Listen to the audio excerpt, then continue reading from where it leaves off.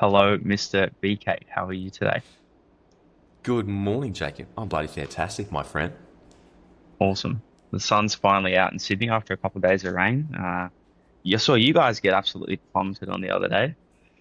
We did. One of the joys of living in Indonesia is at any given moment, you could be standing on the side of the road waiting for 20 minutes and underneath the tin hut for the rain to pass. And unfortunately, that occurred on the route to the gym the other day. So Rachel, obviously being in prep, she's sitting there stressed, like, man, I just had my pre-training meal X amount of minutes ago. I need to train right now.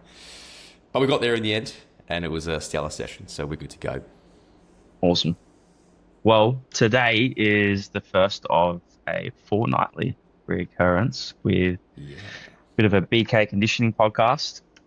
Miss Rachel, Dr. Rachel, will fly in when and where she can, but we'll always have something on the go. And today we're going to have a little bit of discussion about some of the recent season that is Yeah.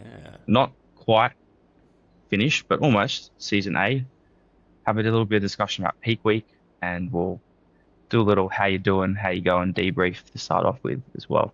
Yeah, we'll definitely dig into the season. It's been a very interesting season thus far, but as you allude to, not over just yet. One more main show and a few other small shows in the mix there. But before we jump into that, I'd love to hear as to how you're trucking along.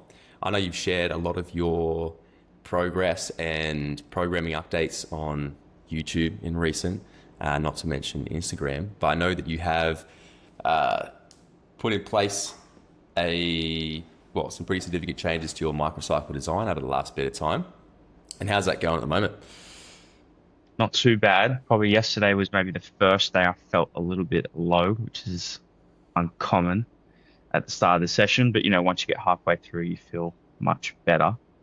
But the upper lower rest 2 on 1 off has been, I think, working, which is good, but definitely requires a bit more readiness training legs just that little bit more frequently. Um, Mm. but I mean, you're probably quite similar. If you could train legs maybe every second day, you wouldn't shy away from it. But do we I have the certainly would. capacity to do that? Yeah, I mean that was one of the things we discussed when when you mentioned, hey, I want to trial this training block. I was like, okay, look, we're gonna have to. It's gonna be interesting to see if we can recover from that. And I mean, so far, based on your quantitative and qualitative metrics, you have. But when you're running a block like that, things just become more tight in terms of managing your recovery. If you have a couple of nights of poor sleep, you're going to feel that maybe a little bit more within your performance versus a training split that's a little bit more forgiving in reference to the duration between your lower body training bouts. But credit to you, man. I've seen you with my own eyes recently, and I concur it is working. And your upper and lower body symmetry is really aligning nicely now. Yeah, and I remember maybe one of my main reasons for doing slightly higher frequency for legs was to maybe try and bring them up a little bit faster in comparison to how my upper body was growing from a Hmm. discussion we had. So it's good that we've got that balance now. And I've only really uh, put in 1 or 2 extra rest days, which is maybe a slight advantage of doing this upper lower way instead of just doing 2 on 1 off. Even if you do add an extra rest day, you still get everything trained twice per week. So you're not missing out Yeah. on any frequency there. Yeah, so there is a degree of auto regulation. I think you need that when you're running things as tight as you are. I'm not coming into the ICN Nationals when Rachel and I had the pleasure of staying with you. Thank you for taking us around to some of the awesome gyms, by the way. Do appreciate it. But I know that you know, modded your program a little bit around that time and then took a short, I think it was a 1 or 2 day rest period thereafter just to recuperate and push on. So there's a degree of auto regulation in the mix there, but it's worked very nicely. Yeah. And it definitely doesn't suit someone who has a uh, very strict schedule across the week because, if something does come up and you're like, oh, okay, well, I've got this whole day booked out now. I can't train when I'm meant to because it cycles. It's definitely something to consider if you're looking to do that. But mate, how's your training Yeah. going? I know you've had some challenges and you've been doing a good job at getting everything in, but Yeah. I want to hear how you're going. Yeah. So look, my training for some time has been 6 times per week because I love training. And it also, and this is basically just a push, pull, lower, or really it's pull, push, lower, rest. And I mean, the primary benefit for the 6 day split for me is that I love training. I love being in the gym. It also keeps my upper body training sessions a little bit shorter, in which I have my sort of bigger work days. But yes, indeed, have had a couple of challenges recently in that we've been obviously in the season, and in the season workload increases substantially. And whether I like to admit it or not, there is a biological cost to that kind of stress. And unfortunately, my ability to wash off that stress, repay the fatigue debt is a little bit limited as well. Sleep is often a little bit disrupted throughout this period, particularly across weekends. You know, oftentimes we've got our international athletes. I'll take the couch so Rachel can sleep. She's in prep. That's a priority. And it's sleeping with the phone on with 20-minute alarm so you can wake up, check the live feed, and, doze off, etc. And a couple weekends like that's fine. But 6 or so deep, and it does manifest as in my recovery capacity. So volume has come down a little bit. We're looking at one hard working set per session that's come down. And I've been avoiding implementing a full deload period, but I believe come the back end of this season, so the next 2 weeks, it's going to be a necessity just for managing connective tissue sensitivity, and thereafter, hopefully we can wind things back on again. But that's I suppose comes to the territory being in season, and obviously recovery capacity is fluid in nature. I know that's not always super fun given how much you enjoy training, but it is sort of part of the gig, so to speak. And you enjoy the other side of it as much, right? And that's it. Like you gotta, like I do love coaching, and I love contest season, and getting amongst it.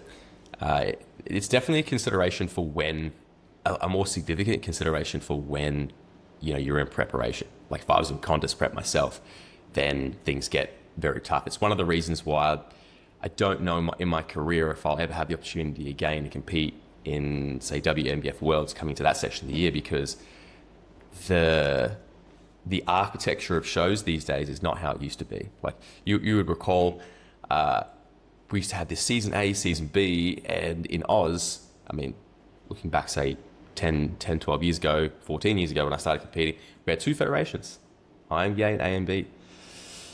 So what are you going to do? You have a maximum of like 4 shows you can really do, and that's it, unless you want to go to the States. And we weren't traveling as much to the States with athletes, right? And it was just season A, season B. Season A was very small. Season B was your big season. Now we have season A, season B, season C, globally. And I think last year we had between July and November 20, like 2 weekends off. And we had, I think, 32 shows in that section of the year. So Nuts. It's just, yeah, I mean, it's incredible. I mean, the opportunity for athletes is phenomenal, and I love that. But like from a coaching perspective, it's something you need to consider is that like, if you're a full-time contest prep coach, your athlete capacity has probably come down about 20-25% if you operate at the level we do, because the workload increases at showtime. I'd say, I mean, I can't calculate, I couldn't say, but it's probably somewhere between 4 and 6 times for each individual of whom is in peak week. We were talking about this recently. It's like there is your regular check-ins, peak week formulation, daily check-ins in peak week, show day nutrition, multiple check-ins on show day, post-show debrief call, formulation for the next peak week, check-ins for that peak, and it goes on.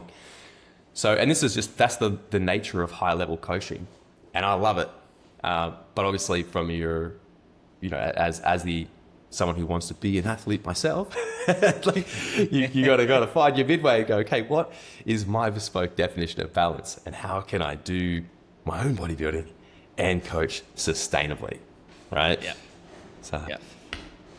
yeah. But the work It's has probably been done. something that's never ending in terms of trying to find that happy medium as well. Like it's just a never ending pursuit to try and continue to improve both sides of the equation, right? Yeah. And, I think here's the thing with coaching. For Gen Pop, there will be coaches out there who outsource massively to artificial intelligence and just put out crap like that. Real coaching, though, is working with the person, living the experience with them.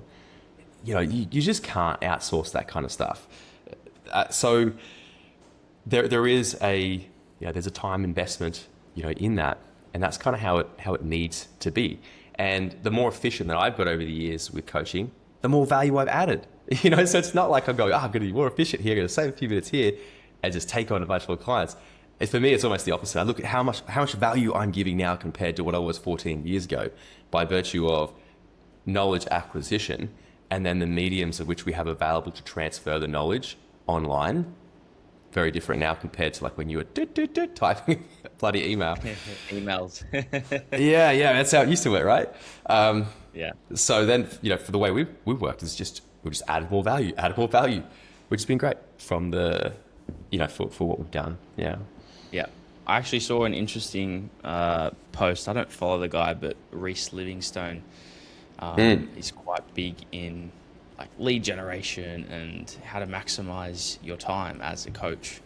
And another contest, probably predominant contest prep coach, put out a video sort of critiquing the methods put forth, and almost along the lines of what you were saying, you're wanting to provide more and more value, where Reese's proposition was you almost want to make them work for value and like have a almost, a door you have to be able to unlock before you get to the next level. And it's like, hold on a second.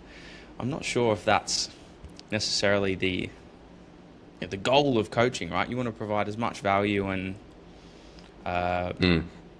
accelerate that learning curve so they can be the best version of themselves. And it's potentially a good discrepancy between more contest prep related coaching and general population coaching, but even then I'm not sure if I'm on board with that principle.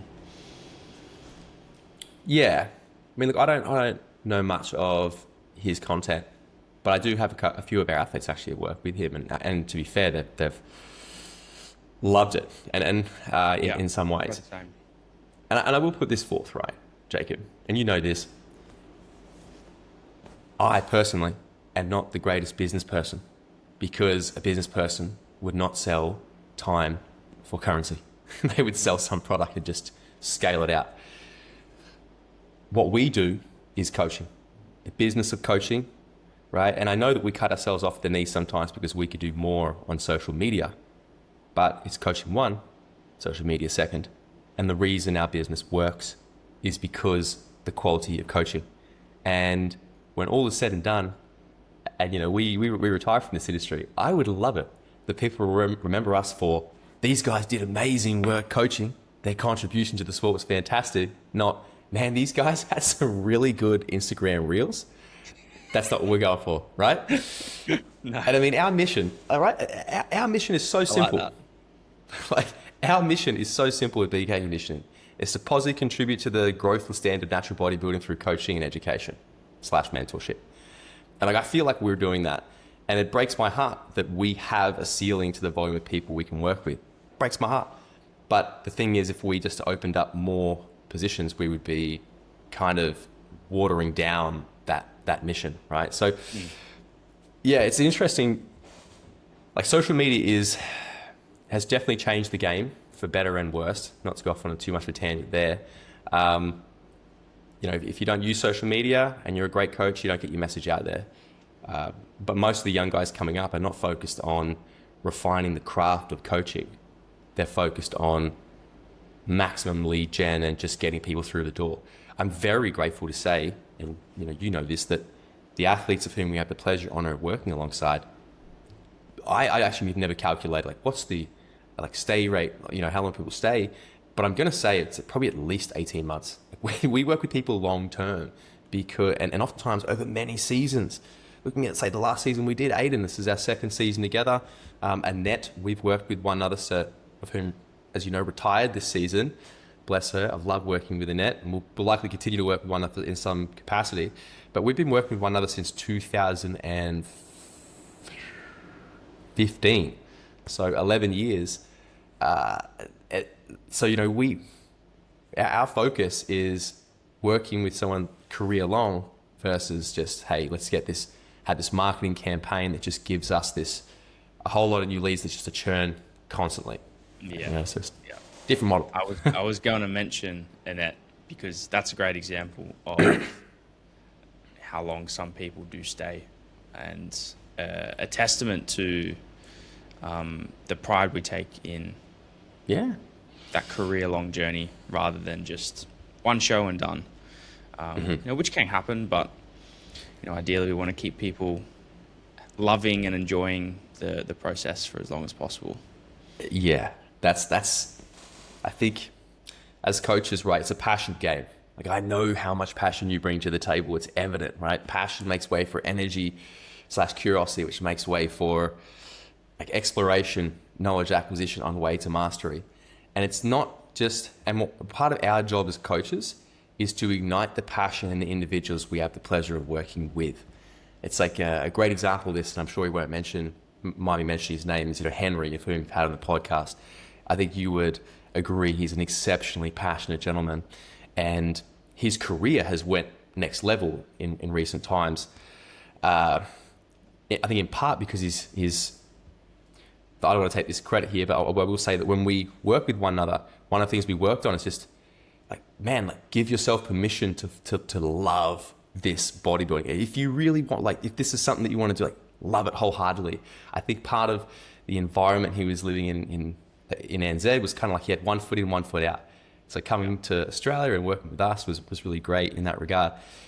And I mean, that plus, you know, some protocol stuff, etc. I mean, elevate his physique massively, but I see it in the way he presents himself at shows and on with his own athletes and with like on social media, etc. Like, his passion is burning brighter than ever before, because, and I think that's part of what we want to do as coaches. Just is, if the passion's there in the individual, like, how can I stoke that fire positively and productively? Yeah. I think you've had a bit of an impact with that on me. I don't think I was maybe keeping it as enclosed, but you know, when you're maybe the only person in your close circle that's pursuing something vastly different from everyone else, there's always a sense of distance between, like, you know, what you enjoy and the things that you're doing, and sometimes it makes it hard to fully commit. And you know, simply seeing you chow down 400 grams of carrots because you hadn't hit your vegetable intake for the day, it was like, okay, yeah, like, you know, it can be like that. But I think, you know, it allows, sometimes people are looking for permission to pursue what they want to, but they don't have that within themselves to give it to them just yet. And if you do have someone in your corner that's going to help encourage that and almost allow you, or give you the key to open the door for yourself, it's pretty powerful. Yeah, it's really changing your social norms, as you know, because being around others with a similar passion, similar goal, it helps you normalize the actions and daily habits of performing at a high level. And I mean, even for myself, thinking back in the early part of my career, let's say in my family, for example, in some ways I was an outlier. My family were all athletes, sure. My mother, as you know, to this day still trains 8 hours per week on aerial silks, and I think she's just turned 60, so incredible. Dad done distance running, etc., but he was a tradie, right? And here I am, like, I want to get jacked. So he's like, you know, we're living on the farm, and it's like, hey, if you want to work out, you can come help me rip these stumps out, son.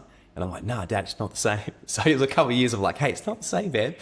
But when I had the opportunity to, with, say, Nathan Wallace, man, like one of my close friends and earliest mentors, like, hey, move down to the Gold Coast, come and work in our gym. I'm like, yeah, sweet. I was well established on the Sunshine Coast, and at the time, someone might have said, "Oh, it's been a suicide," but I went, "I don't care. I'm 19 years old. Let me go down to the Gold Coast and immerse myself in this world, if you will, with people and whom share the same passion." And those four walls, Hold Your Own, back in the day, was the home of some of Australia's best natural bodybuilders. And every day we would roll in, and it was just training how we did, which was at the time on another level, was the norm. Eating how we ate on the norm. We would hang with these guys outside of work. What are we doing? I don't know, like drink a Coke Zero on the beach, eat our meals. That became the norm. And that really sort of set the standard early in my career, put it like that, so I can relate to. Yeah, almost the Gold's Gym of the Gold Coast, did you say? Gold Coast, yeah. It was very cool. It was very cool at the time, for sure.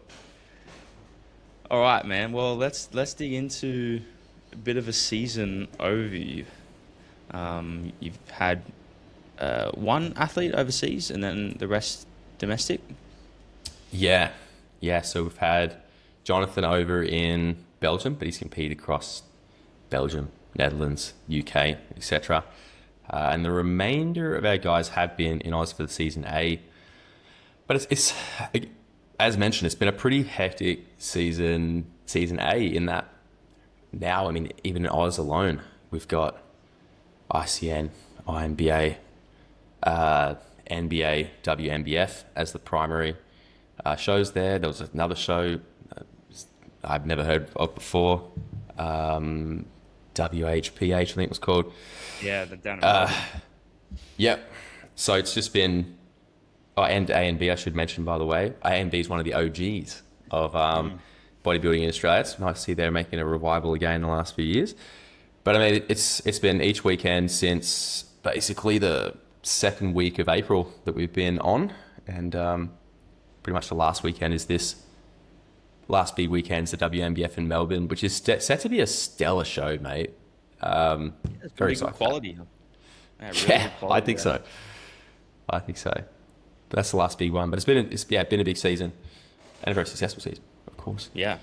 Well, I know the ICA Nationals brought about a really successful season for Celeste, who Dr. Rachel coaches. She had a fantastic season, winning every show she did, except for, I think it was Miss Classic, which is like a variation of figure in ICN. To be fair, great emphasis on shape and proportion. Yeah, to be fair, like, she was, it sounds egomaniacal to say too good, but I mean, her muscularity was just, was beyond the category, and conditioning was beyond the category. And I, to be fair, would say it was a fair placing, because you start placing someone with that level of muscularity and conditioning in classic figure, that's the standard now. And then you really don't have any discrepancy between the two categories. So I moved from that show. It's like, let's just save her energy and put it into Miss Figure. And that's where she went. But yeah, she looked amazing, man. Very impressive athlete. Yeah, credit to Rachel. Yeah, awesome conditioning and like really good presentation too. Yeah, killer. And a lot of people, I know a lot of girls are moving towards the whole wellness side of things, but it's like, man, this is still really feminine, guys. Like, let's not forget. Yeah. It's really impressive from Celeste. Incredible, yeah. I mean, I think these are morning fasted photos as well, so not even with a pump, etc. Yeah. But I mean, I'd love to see this category pick up some more. I will say it was awesome that there was some pretty decent lineups, to be fair, for figure this year. Because over the years, it has kind of dwindled a little bit as things have become more diluted amongst the the categories requiring less muscularity. But I mean, figure girls are a dime a dozen, and it's amazing to see, because those girls have to, for the conditioning that say Celeste brings, she's got glute striations. She's basically as lean as a male. It's just that the starting body composition is higher than a male by virtue of just sex-specific body fat distribution. Women have a harder time and a longer road to get that degree of conditioning. So bless her, man. She is a workhorse, really. Yeah, credit to her and the work she did with Rachel. And then I know you mentioned Jonathan. How many shows has Jonathan done now? He's a machine.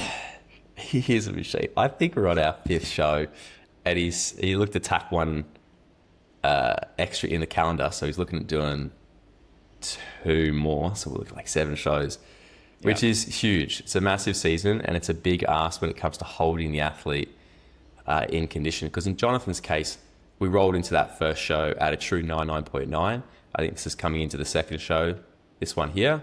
Yeah, and now it's just been holding that look. I mean, in his case here, for the sake of context, right, he's 72-ish kilos. We came in, I believe from about 10 weeks out, we started running him up at 3 days a week at maintenance. And for those listening, our general model is we move fast at the start, we slow down at the end. We generally have a degree of non-linearity in the dieting protocol. We're not dogmatic, but generally speaking, usually that involves a single refeed at the starter prep, moving to a double from the midway, moving to a triple at the end. So by the end of Connor's prep, he was spending 3 days energy maintenance, 4 days dieting. And then we ended up just increasing those dieting days to close the energy gap. And I can't recall his lowest calories. I mean, averaging maybe 2,300, but I mean, now we're averaging with those, this is weekly average, low, high, average. We're definitely a few hundred calories over that, just in a holding pattern. And holding him in. But it's been a great season for him. And the biggest challenge is just managing the contest-related fatigue and the associated fatigue with travel. So he's had a couple of longer trips, driving from Belgium to the UK and back, etc. And whether you like it or not, again, there's a biological cost to all stresses, physiological, psychological. It all comes together. So we're just holding him in there at the moment, but it's been great. Yeah, he's definitely pretty conditioned. I don't think there's much to pull off him without the expensive maybe muscle and muscle fullness. Yeah, as an example. So it's very impressive, and to hold that shape as well for that duration is also very, very impressive too.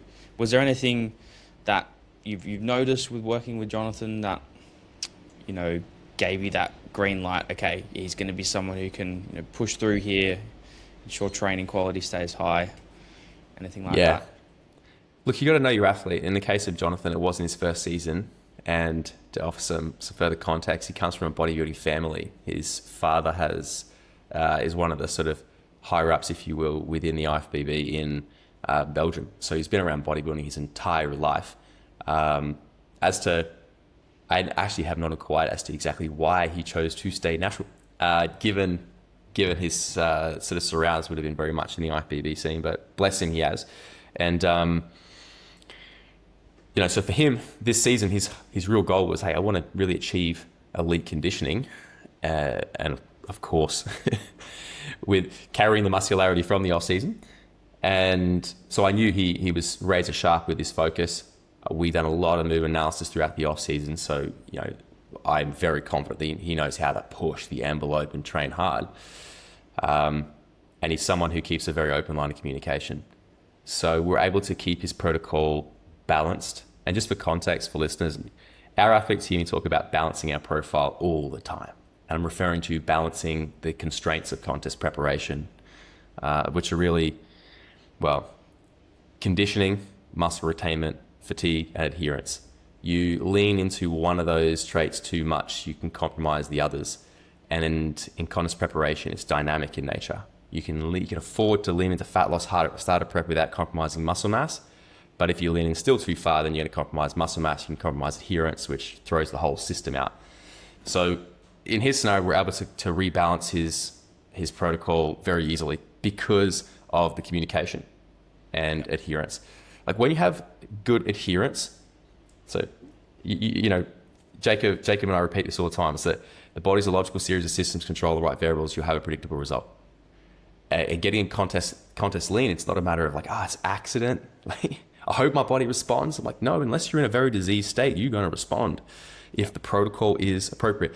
And what adherence does is it gives you, it protects your data, and it allows you to evaluate what variables contributed to the result or lack thereof, and then it gives you predictability within the manipulations you make moving forward.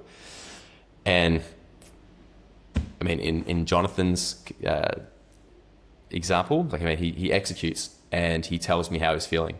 That means great, we can be prophylactic in making adjustments to make sure that we're always balancing that profile. So yeah, he's a hardcore dude. He loves bodybuilding through and through. So very easy to work with, to be fair. It's almost a difference of driving with one eye open compared to two eyes. And I think anyone could testify that one is going to be a lot easier than the other, and you're just going to have more control over the outcome. That is an incredible analogy, and I will definitely utilize that in future. Because yeah, it really is. It really is. Yeah. And then we've got this week winning one of the last big shows. I think you've got 5 guys heading up at the WMBF stage in Melbourne. 4 at the WMBF, and then Jonathan again. Yeah. At the Czech Republic show for ICN. So yeah, we've got Matt, Peter, Boris, and Bojan for WMBF this weekend. And how would you describe their different peaking strategies, if we dive into that a little bit? Sure. I mean, for peaking, I suppose just for context for listeners, I mean, peaking really is the last 1 or 2% to the look. The benefit of which we get from peaking scales proportionate to the conditioning of the individual. They're very lean. The peaking is maybe 2% betterment to our result. Not that we can possibly quantify it. For someone who's not there conditioning-wise, the difference is going to be very marginal. But it's really based around a few key objectives. We want to manage fatigue, top up muscle glycogen saturation to exploit muscle volume within the constraints of maintaining tightness. And in terms of electrolytes and hydration, we want to give the body the tools it needs to regulate fluid balance favorably. And there's generally kind of 2 primary approaches, a slow approach or a rapid approach that we can use. The slow approach is more sort of which we sort of use in a combination, if you will, but a slow approach is definitionally, by our definition at least, you reach your conditioning stand a couple of weeks out and just close the energy gap coming into the show, and you're walking around perma-peaked basically. Like, I'm at maintenance, topped up. What do I need to do? Like, decrease, I need to wash off some fatigue, possibly, reduce food volume through fiber, and maybe tweak my electrolytes a little bit, and I'm good to go. So we usually close that energy gap a little bit coming into the show, as we were discussing with some of the other athletes. And then we usually put some form of quote-unquote rapid approach, which would be something we do in the last week, which would be either a backload, loading in the last 1 to 2 days, a mid-load, loading in the center of the week and tapering, or a front load at the front of the week and taper all the way through. Usually our default is a mid-load because it's flexible. That would basically encompass 2 higher days of carbohydrate, which are usually built around, and oftentimes these are built around the refeed structures that the individual's already been running. So they have ultimate confidence in their response, which is great. Keeping stress low is very important. And if the individual if you've demonstrated repeatability in the look for the individual, they're going to step into that week going, hey, it's great, all is good. But usually it runs, we have a mid-load's at default, which has 2 high days and 1 taper day. We love this for flexibility because if the individual is flat the day before the show, we can take the taper day and load again. Or if the individual is very topped up, then we can run the taper day. And the benefit of this as well is most of our guys run week to week to week to week shows. You can't front load an individual in a one show and then run the same front load again. Your front load for one show kind of becomes the front load for the next. So the back load and the mid load are very easy when it comes to back to back. So looking across this week, we had, Maddie has a mid load. He had a back load for his last show as we push conditioning. This time we need to leverage a bit more fullness. So we have an extra day of loading. And it means we don't have to load him as hard on the show day itself, because we keep food volume as low as possible for Maddie to vacuum for classic. Pete, it's his first show for the season. He wasn't supposed to compete for another 5 weeks, but he's 98% there, and he's very impressive. So we have a mid load for Pete. Boris, we have a back load because we need every day possible in a deficit to push conditioning. So we have basically a 1-up and a moderate day for him. And Boyan, we basically ran a front load into this show. So we had essentially with Boyan, if you've seen him on stage, you need to see him with your own eyes. The dude is very lean. He's got that real paper thin crispness to his physique. And I dare say he's come in leaner since the WMBF show. And we've just been evaluating his physique in 3-day intervals. And on a few occasions, we've increased his nutrition. We've increased his refeed frequency again. And I mean, coming into this week, it was like, okay, we have a look at his physique. And at the start of the week, whoa, okay, conditioning's great, but you're a little bit too flat for my liking. I need you to replete tomorrow. Okay, let's go. So that basically turned his peak week into a front load of sorts, where it's basically high, low days, and then we have a swing day at the end of the week where we're punching him up again coming into the show. And that's more a matter of just managing his fullness flatness ratios. The way I look at it in a contest prep is, we get flat to get lean, flat to look lean, and digging is fine as long as you can climb out of the hole. So there's times when you embrace the flatness and it's very appropriate, but you take it too far and you can't fill the individual up, whether that be due to loss in muscle mass or unfavorable adaptation, a level of nutrient partitioning. So that's where, we're really, it's a very iterative process. So for Boyan, it has been basically a front load of sorts.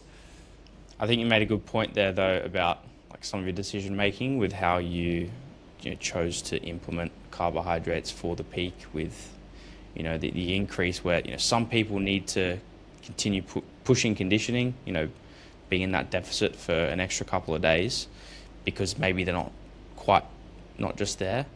And then that then leads into decision making, whereas like you put forth earlier, if they're ready 2 weeks out, you can close that energy gap and they're just walking around as full as can be.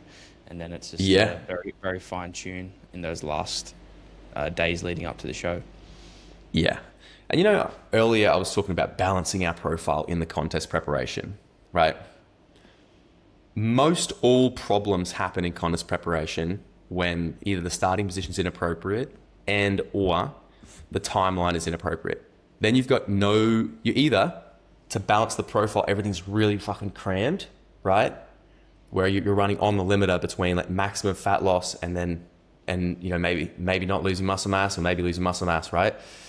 And that also has implications for the peak week, because if you smash someone into the floor, destroy their capacity to peripherally partition nutrient, how are you going to peak them? You really can't. Or you're trying to do something really extreme. So our peak weeks don't have to be extreme, because by that point we have already backed off on the diet at the back end of the season. So it means that because they're not extreme, we have a very high degree of predictability.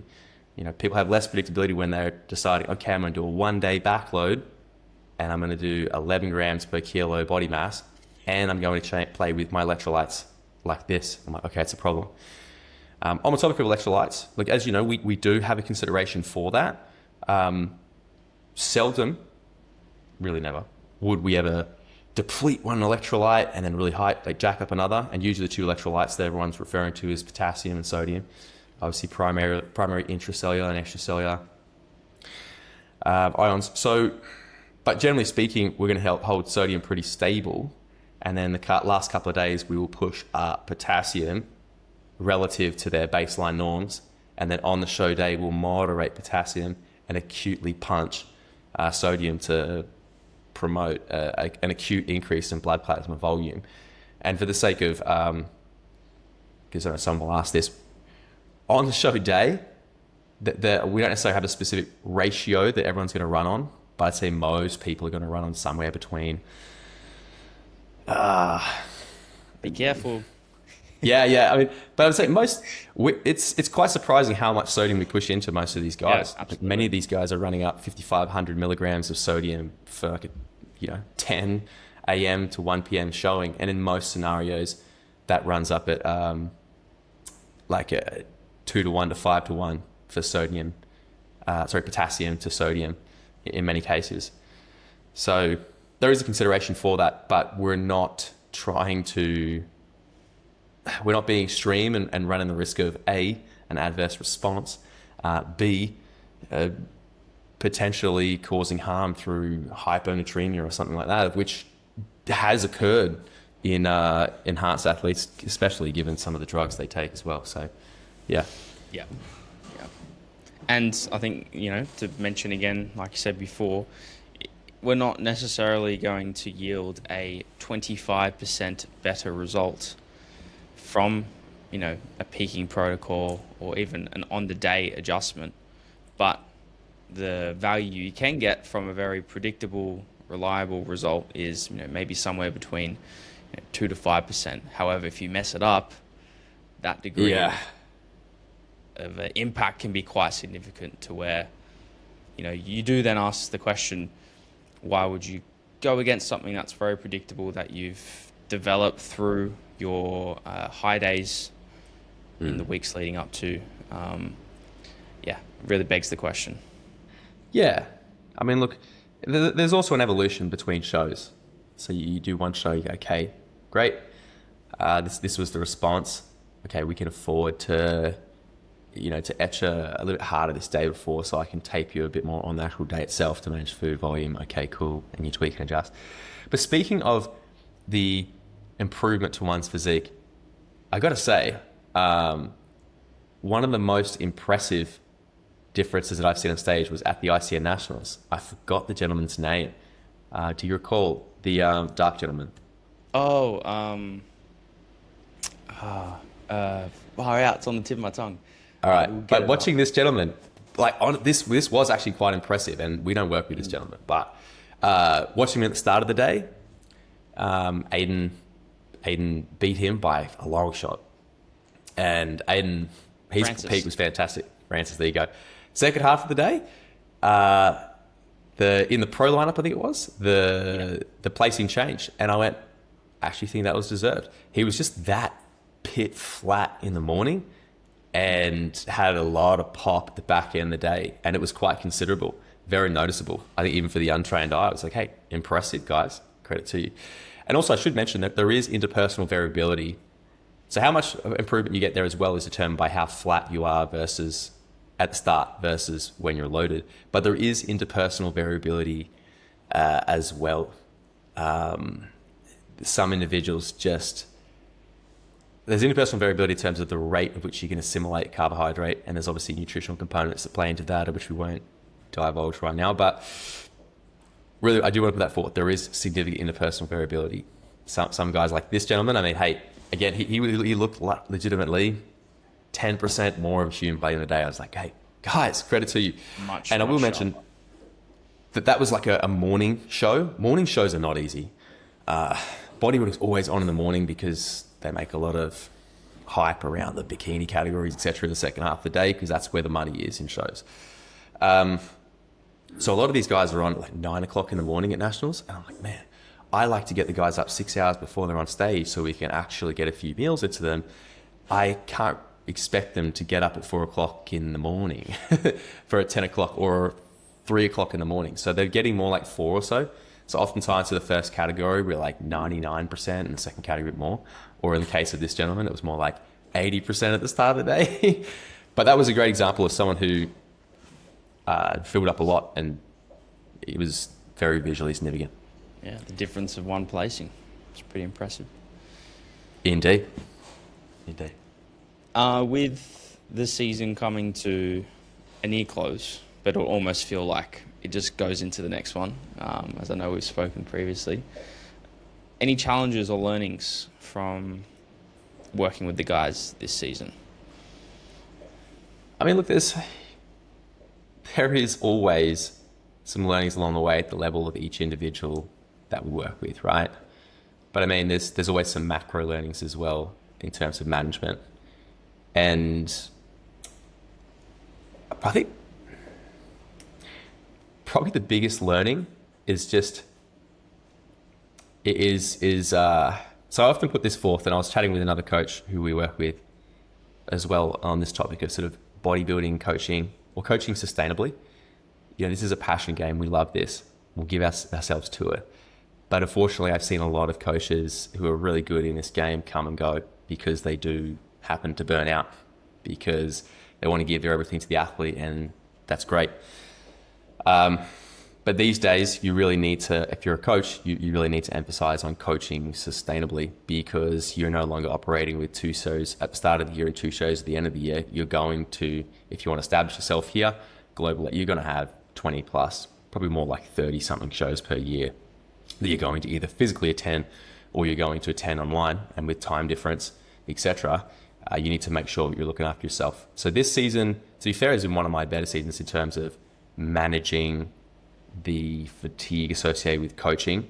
I am going to get a second bed in my office here so that I can sleep here, not on the sofa, for the nights that I'm coaching. But probably the biggest learning is just making sure that I can still create a degree of separation when I need to. Spending a 5-hour bout with my wife where the phone is off, because that's one of the big things that I think you can obviously relate to as well, is that when you're coaching, there's no way I could have my notifications on throughout the day. I think I would go insane. You need to look after yourself and have a moment here and there, even in the season. Otherwise, there is never a more than 20-minute period of your waking hours of which you don't have a degree of connection, and that will burn a coach out. So my big learning this year has been finding the best midway. And whilst I did mention earlier, it takes a toll. It does. What are you going to do? But it's definitely the best that it's been managed. Yeah. Cool. And in response to, just to rebut, what has been your biggest learning this season? Obviously, you've had the opportunity to really get amongst it on new levels this season as a coach. And I know, at shows, it's been really cool to have you there and to fine tune the look of the athlete and watch the change in the look in a matter of minutes with sodium manipulation, etc. Do you have some big takeaways? Probably one big one was how much of a difference you can make with someone's psychology just on the day, in terms of how confident, how anxious they feel. And I remember the camp we were at in Thailand, I think Benny asked the question, would you rather have someone who was a really great athlete, did everything that they possibly could, however, had zero confidence in themselves, or someone who wasn't very adherent, or, didn't necessarily follow the plan, so you have to do a lot of work on that front, but was quite confident in themselves. And I think you said you'd rather have that ability to address the psychological side of things, and I'm probably in agreement with that. I feel like you can play on those strings and pull out the best in someone with the right words, especially if they put all the effort in and done all the work.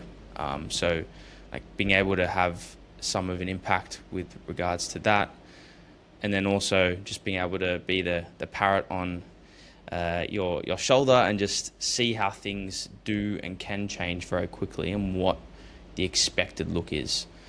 I remember when I did my first show, you said you need to pump hard. There needs to be a workout backstage. I'm yeah, okay, sure, whatever. And then afterwards I was I just didn't pump up hard enough. I didn't hit it hard enough. And when we had the next show, when you were there, it was okay, big difference in terms of the pump up and what that looked like, and the production of the result. And so again, getting that reinforced, which yeah, it was awesome, and I was very happy and grateful to be a part of it.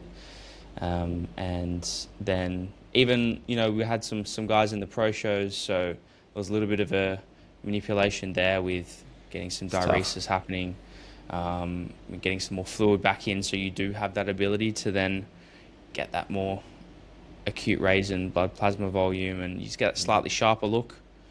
And that was cool to see that too, and understand a bit sort of what you're looking for, to get them to chill out. Like, there's nothing drastic that needs to happen, but there are a few things that need to be done quite quickly after they get off stage. Yeah, it's interesting you mentioned before about working with people's psychology. I often say that coaching, as coaches, we are expert suggestion givers, is really what we are, right? And good coaching really encompasses saying the right thing in the right way at the right time in order to facilitate a change in behavior. And it's interesting on the show day, the heterogeneity and different personalities that we have. Sometimes we'll go to a show and I've got one person there, like one of our guys, Cam, he's like, he's an army vet. So he's used to sleeping in war zones and all sort of shit. And I said, you need to calm down, just chill out. He goes, yeah, no worries. Basically lays himself down there with like a sheet over himself and goes to sleep. I'm like, all right, he's chill. All right, let me just give him a tap on the shoulder 2 hours out and I'll tell him what his next meal is. And then over here, I've got someone there who's just like amped like this. I'm like, no more caffeine for you. All right, we're all good. The big work is done. Let's just, woosah with me. And this is really just managing people's arousal on show day. But this is part of real coaching. Like, this is real coaching, right? And then obviously with the pump up, you can't emphasize on that enough for the guys. It's like, hey, goal is to get the best pump of your life. Don't F around. And how many times do we walk backstage and someone's like, just doing a couple of curls. I'm like, that ain't going to do it. You're working with a crappy band. Usually you're in the gym curling 25s with a reps from reserve of 0. Like, that's going to get you there. This ain't. Very gratefully, though, the WNBF had one of the best pump up setups that I've seen in many years. I haven't seen that since like the Arnold's, where they had a full cable set up back there so you could actually do like pull downs, and like there's no excuse not to get a raging pump at the WNBF Queensland. Hopefully they do something similar in Victoria. That'd be amazing. It wouldn't surprise me knowing Mr. Rafalo. Yeah, true. Yeah. I could bring up something quickly there, because I've had my experience of both having a lesser pump up versus a better pump up. So I've got like a good comparison there. But, I often hear times people maybe more on the enhanced side of things. I haven't really heard with respects to natural bodybuilders, but that they'll say that you don't really need to do a hard pump up. What would you say? What would you say to that? Maybe where they're coming from, or how would you respond? Look, I can't speak to enhanced populations. We don't work with enhanced bodybuilders. I do have a lot of friends over the years who have went from natural bodybuilding to enhanced. And I do acknowledge that those drugs do increase blood plasma volume, along with many other side effects of which can shorten your life. But they have told me that basically, some of the pumps they get in the gym are so skin splitting in nature that it's painful. It's like it stops them training and they're like, oh my gosh, I just need to stop. It's so painful. Now, do you get that as a natural? I'm like, maybe if I do some ridiculous 50 rep set, sure. But not generally speaking. So I can't say if maybe for the enhanced individual, that's a good strategy. For the natural, you're going to have to work pretty hard for that pump. Once you've got it, it's easy to maintain. And yes, you don't want to gas yourself out so much that you can't perform on stage. But I mean, if you are a well-adapted, resistance-based athlete of whom has put in the time with your opposing endurance, you'll be able to balance that fine. I see more people who operate below their best look by way of pumping up not enough than too much. People talk about overpumping. I have heard of this term. And in most scenarios, when they're quote unquote overpumping, it's that they're pumping and there's fatigue related mechanisms and they're burning off carbohydrate to the point of which volume kind of peaks and then troughs a little bit. In which case, either they're walking into the show without having an appropriate fatigue management strategy, so they're already walking in there buckled, or they're not either replacing or haven't the carbohydrate they're burning in real time, or haven't walked in with enough muscle glycogen saturation behind them in the first place. So I'd say all things done correct, pump pretty darn hard. Yeah. Last example, WMBF Worlds, and you know they're going to pose you hard. We're talking 25 to 30 minutes of straight posing. Oh, yeah. Do you think there's any potential consideration in maybe how hard you should pump for something like that?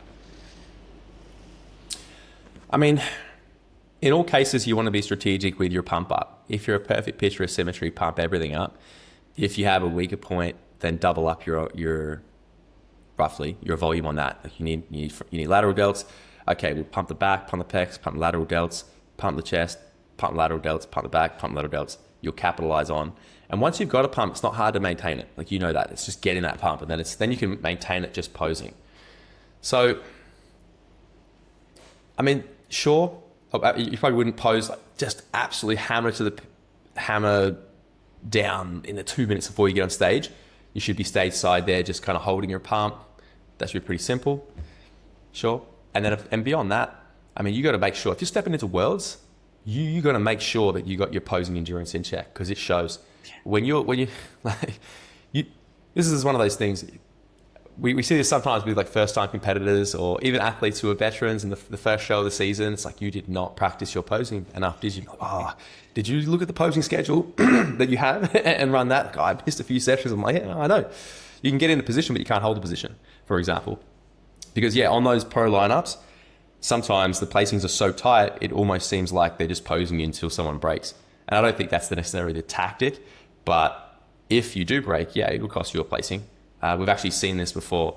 There's a situation that comes to mind in Europe with one of our guys with a posing adjustment that basically switched to placing in the next category and got him into the overall. Like, this sort of thing happens, so get it right. Yeah. But I mean, directly, yes, but maybe not. No. If your pre-prep is all the work's been done throughout the prep, you should be well equipped for it anyway. Yeah, especially with the posing practice. If that gets done, you're pretty sweet. I was going to say that I could potentially relate to, like, I get a little bit of a sticky left scap, so maybe you don't pump your back up as much, because then you can't feel anything, and that's not fun. But if you do practice your posing endurance, that's going to lead into that element of the equation as well. And this would be a matter of personalized coaching. Like in your scenario there, I know you have that sticky scap, so that would be a consideration for you, maybe not for someone else. But I will say, if everyone posed with the poise and composure of you, Jacob, life would be great, because your posing was okay. Anyone listening here, if you have not seen Jacob pose, please go and find one of his categories, because it is beautiful. One of the things that kind of frustrates me a little bit is when I see some great physiques and the arousal is so high that all of their movements are jarring. We've all seen the most muscular, and it's like tongue sticking out. Well, I mean, you can make the movement look aggressive, but their arousal is so high, they're just kind of like moving over the stage. And I'm like, whoa, hold on. Whereas Jacob, everything is very well thought out, and it's artistry in motion. And that's how, like, if your posing should be. If you want someone to kind of mirror, this man here. Well, I have been doing some homework for the next time I am on stage already. So I found this old guy, an IFBB pro competitor. What's his name? Rusty Jewers, I think. He's an American. He has been competing for years, and he has some incredible routines. So I've been brushing up a little bit on my posing expertise on there. So I'm very much looking forward to putting together another routine, which I'm pretty excited about. Maybe next time I do a mini cut, that's going to be my little side quest, is to develop a routine, so at the end of the mini cut I can sort of put it together, and then we'll go back onto the canning phase. Can do. Yeah. All right, man. Well, I think we can wrap it up there. awesome chatting with you, bro. As always, brother, let's rock and roll. All right. I'll see you guys next time. Thanks, guys. Bye.